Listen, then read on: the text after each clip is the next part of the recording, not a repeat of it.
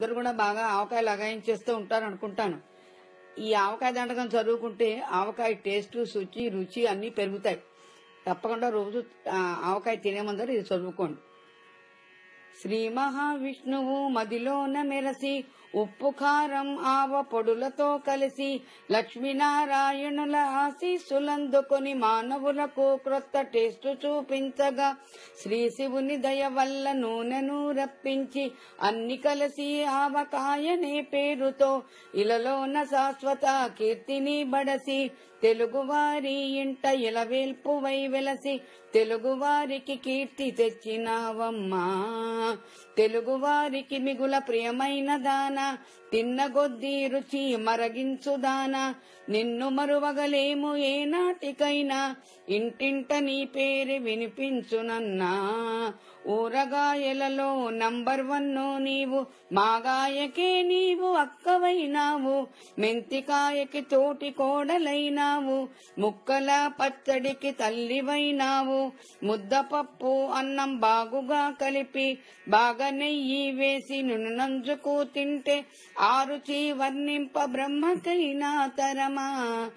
ఆధరువులెన్నైనా విస్తట్లో ఉన్నా నీవు లేని విస్తరికి మార్కులేసున్నా.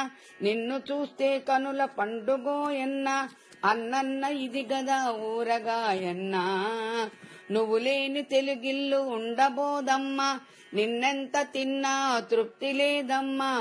ఎండ మండిన గాని నోరు పొక్కిన గాని అస్సు ఉస్సంటూనే తృప్తిగా నిన్ను తిని మాటి మాటికి నీ నామమే తలుచుకొని మురిసి మురిసి మేము లేతుమోయమ్మా.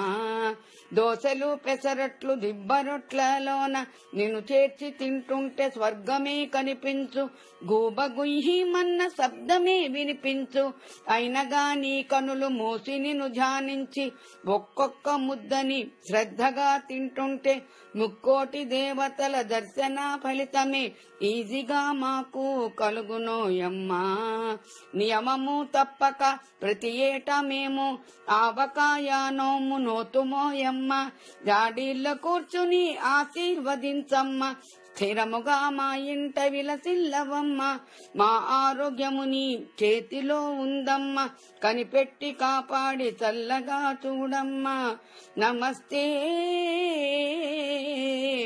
నమస్తే నమః. ఆవకాయ కటాక్ష ప్రాప్తిరస్తు.